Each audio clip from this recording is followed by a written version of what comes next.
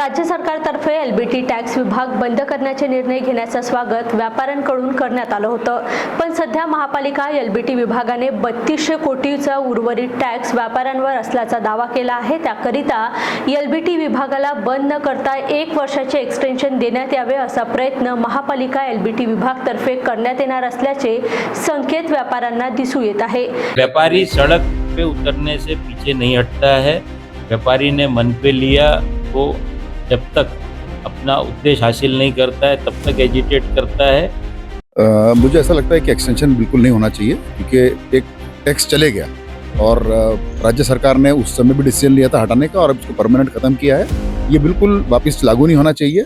हर कायदे में इसका बहुत समय से इंतजार था लोगों को, उससे व्यापारी बहुत खुश है। और अगर कुछ कारपोरेशन उल्टा सीधा अगर कर्मचारी करना चाहते हैं तो उसके लिए हम सब बैठ के ये निर्णय लिया, तो ये स्वागत योग्य है। लेकिन चूंकि वर्तमान पत्रों के माध्यम से 3200 करोड़ रुपए की लायबिलिटी व्यापारियों पर दिखाई गई है या दिखाई जा रही है, उससे हमें अंदेशा है, या जो अंदरूनी सोर्सेस से हमें ऐसा पता चला कि ये इसलिए दिखा रहे हैं। याच विषयावर सोमवारी नागपूर प्रेस क्लब येथे कॅमिट, एनव्हीसीसी, व्हीआयए, एनसीसीएल, व्हीटीए या व्यापारी संघटनातर्फे पत्र परिषद घेण्यात आली। या दरम्यान व्यापाऱ्यांनी 1 वर्षाचा एक्सटेन्शनचे विरोध करत एक्सटेन्शन देण्यात आले तर व्यापारी रस्त्यावर उतरून आंदोलन करेल अशी चेतावणी दिली आहे। पत्र परिषदमध्ये एनएमसी एलबीटी विभागाचे अधिकारी कर्मचारी राज्य शासनाला चुकीची माहिती देत असल्याचा आरोप व्यापाऱ्यांनी केला आहे। या विषयावर वीकेबी न्यूज तर्फे नागपूरच्या व्यापाऱ्यांची घेतलेली प्रतिक्रिया बघा। व्यापारी सड़क पे उतरने से पीछे नहीं हटता है। व्यापारी ने मन पे लिया तो जब तक अपना उद्देश्य हासिल नहीं करता है तब तक एजिटेट करता है। मुझे ऐसा लगता है कि एक्सटेंशन बिल्कुल नहीं होना चाहिए, क्योंकि एक टैक्स चले गया और राज्य सरकार ने उस समय भी डिसीजन लिया था हटाने का और अब इसको परमानेंट खत्म किया है। ये बिल्कुल वापस लागू नहीं होना चाहिए। हर कायदे में इसका बहुत समय से इंतजार था लोगों को, उससे व्यापारी बहुत खुश है। और अगर कुछ कारपोरेशन उल्टा सीधा अगर कर्मचारी करना चाहते हैं तो उसके लिए हम सब बैठ के ये निर्णय लिया, तो ये स्वागत योग्य है। लेकिन चूंकि वर्तमान पत्रों के माध्यम से 3200 करोड़ रुपए की लायबिलिटी व्यापारियों पर दिखाई गई है या दिखाई जा रही है, उससे हमें अंदेशा है, या जो अंदरूनी सोर्सेस से हमें ऐसा पता चला कि ये इसलिए दिखा रहे हैं कि एक्सटेंशन का विरोध किया जा रहा है, ऐसी कोई बात नहीं है। अभी एक्सटेंशन गवर्नमेंट कंसीडर कर रही ऐसी कोई जानकारी भी नहीं है। लेकिन एलबीटी डिपार्टमेंट क्लोजर का जो अध्यादेश आया है, जो माननीय मुख्यमंत्री देवेंद्र फडणवीस जी और राज्य सरकार ने निकाला है, उसका हम आज स्वागत करने के लिए हम सभी association कैमिट, NVCC, via, NCCL, VTA, हम सब ने मिलके इसका स्वागत किया है। और जो एक चित्र दिखाया जा रहा है कि अगर ऐसा ऑर्डर इम्प्लीमेंट कर दिया गया तो एनएमसी को, नागपुर म्युनिसिपल कॉरपोरेशन को लगभग 3200 करोड़ का लॉस होगा, तो वो सही चित्र नहीं है। और कैसे वो सही नहीं है उसकी जानकारी आप प्रेस के माध्यम से, ये जो अभी जीआर आया है इसका बहुत समय से इंतजार था लोगों को, उससे व्यापारी बहुत खुश है।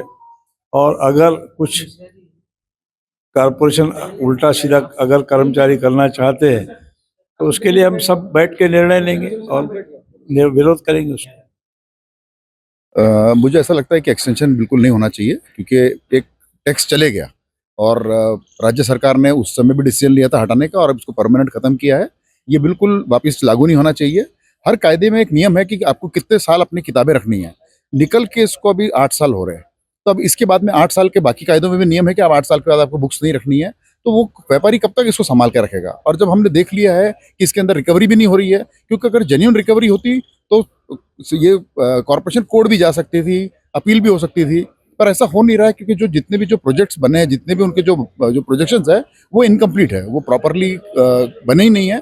एक तरह से काल्पनिक टाइप का बोल सकते हैं इसको, क्योंकि जिसके जो चीज़ आई नहीं है, जो शहर में जो प्रोडक्ट आया ही नहीं है, उसके ऊपर आप अगर एलबीटी बता रहे हैं तो वो उस टाइप से बना ही नहीं है। इसलिए ये वाली ऐसी कोई बात दिखती नहीं है। बेसिकली हम लोगों ने, व्यापारियों ने सब मिलकर ये तय किया कि देवेंद्र जी ने इतना अच्छा निर्णय लिया कि इस डिपार्टमेंट को बंद कर दिया। बंद करने का जो महाराष्ट्र शासन ने ये निर्णय लिया, तो ये स्वागत योग्य है।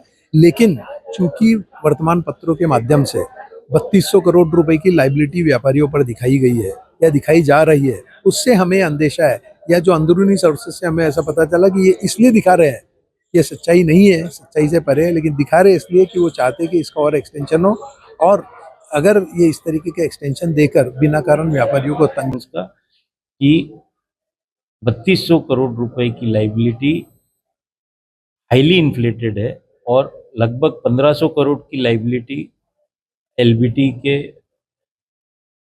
खाते में आती थी, जिसके ऊपर 1759 करोड़ रुपए ऑलरेडी डिपार्टमेंट ने वसूल कर लिया है, प्लस डिपार्टमेंट को 1% स्टैम्प ड्यूटी का सेस मिला है जो शहर के अंदर सील्डेड होती है उसका। 40 करोड़ रुपए 2015 से पर एनम 2017 तक पर मंथ उनको मिला है, और 2017 के बाद जीएसटी से जो 2016-17 को जो एलबीटी इनको मिलता था वो, और उसके ऊपर 8% इंक्रीज जीएसटी के माध्यम से राज्य सरकार ने जीएसटी से रेवेन्यू इनको दिया है, ग्रांट दिया है।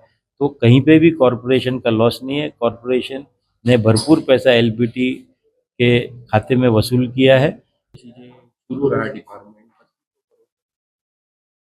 झूठ है वो, गलत है, आंकड़े ही गलत है। क्योंकि हमने चेंबर में जब 2 बार शिविर लिया था, आपको पता होगा, तो करोड़ों की जो डिमांड थी वो लाखों में बदली, और लाखों की डिमांड हजारों में बदली, हजारों की सैकड़ों में बनी। तो हम कॉर्पोरेशन को विश्वास करेंगे, इसलिए ये बिल्कुल गलत है, और जो सरकार ने किया एकदम सही है। और हमारा पूरा मुझे ऐसा पर्सनली पूरा विश्वास है कि कॉर्पोरेशन भी इसको एक्सटेंशन की बात नहीं करेगी, क्योंकि जब वो खुद अपने ही पेपर्स, अपने रिकॉर्ड देखेंगे तो उनको खुद को रियलाइज होगा कि भाई ये नहीं, हाँ ये हो सकता है कि भाई ये बोले कि भाई 3200 करोड़ रुपए बकाया है तो उसमें राज्य सरकार से उनको कुछ शुल्क आ जाए, वो एक अलग चीज़ है जिसके लिए हमारे को कुछ बोलना नहीं है, क्योंकि राज्य सरकार ने वैसा भी देना चाहिए। 1% जो उस समय एलबीटी जब लगा था तो 1% जितनी सेल रेट होती थी वो 1% आज भी लग रहा है।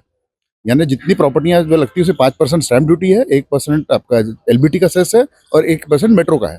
तो 1% तो आप आज भी ले रहे हैं एलबीटी निकलने के बाद में भी, तो आपको तो उससे जो कॉर्पोरेशन को बेनिफिट मिल रहा है वो मिल ही रहा है, वो आपको भले आगे मिलता रहे, वो एक अलग चीज़ है। कहने की, जैसे अभी दीपेन जी ने बताया कि पूरे फैक्ट्स एंड फिगर के हिसाब से कि उनको एक्चुअली 1700 करोड़ रुपए वसूलने थे, 1500 करोड़ रुपए वसूलने थे, उसमें से 1700 करोड़ वो ऑलरेडी वसूल चुके हैं। लेकिन वो जिस तरीके से वो असेसमेंट का करने का तरीका है, ये दिखाकर वो दिखाना चाहता है कि हमको 3200 करोड़ रुपए लेना है। तो ये कहीं ना कहीं जो तफावत दिखती है उसका हमको ऐसा लगता है कि ये होना नहीं चाहिए। इसलिए जनता के सामने आपके वर्तमान पत्रों के माध्यम से, मीडिया के माध्यम से हम ये दिखाना चाहते हैं कि सब लोगों को ये पता चले, ताकि सरकार भी कोई दिन अगर उस चीज़ को अगर वो कहीं ना कहीं से लेगी तो सरकार को भी ऐसा नहीं लगना चाहिए कि उनके एक्सचेकर पे इतना बड़ा घात होने वाला है। ये जानबूझ के किया जा रहा है और गलत फिगर, मतलब गलत जानकारी, गलत फिगर सबको बताई जा रही है, समाचार पत्रों को भी बताई जा रही है, और ये फिगर कैसे गलत है वही जानकारी आज हम देना चाहते हैं। गुमराह कर रहा है, बिल्कुल गुमराह कर रहा है। एलबीटी डिपार्टमेंट सही जानकारी दे, सही फिगर दे, और एक वाइट पेपर दे कितना उनका वसूली हुआ है और कितना उन्होंने असेस किया है। आप देखोगे अगर वो वाइट पेपर प्रदर्शित करेंगे तो उसके अंदर जितनी फिगर बोल रहे हैं बेस्ट जजमेंट की ऑर्डर्स है, और वो बेस्ट जजमेंट होल्ड गुड होता नहीं है, क्योंकि शहर के अंदर गोडाउन नहीं है, शहर के अंदर फैक्ट्री नहीं है, रजिस्टर्ड ऑफिस शहर में, तो वैट डिपार्टमेंट से डिटेल लिया, जितनी परचेज है उसके ऊपर एलबीटी लगा दिया, इंटरेस्ट लगा दिया, पेनल्टी लगा दिया, आखिरी में नील में सेटल होगी। पुरजोर विरोध यानी क्या करने वाला है? पुरजोर विरोध का मतलब ये है कि देखो, विरोध करने की रणनीति, मतलब मेरा सवाल विरोध सड़क करने पर उतरने वाला है व्यापारी सड़क पे उतरने से पीछे नहीं हटता है। व्यापारी ने मन पे लिया तो जब तक अपना उद्देश्य हासिल नहीं करता है तब तक एजिटेट करता है।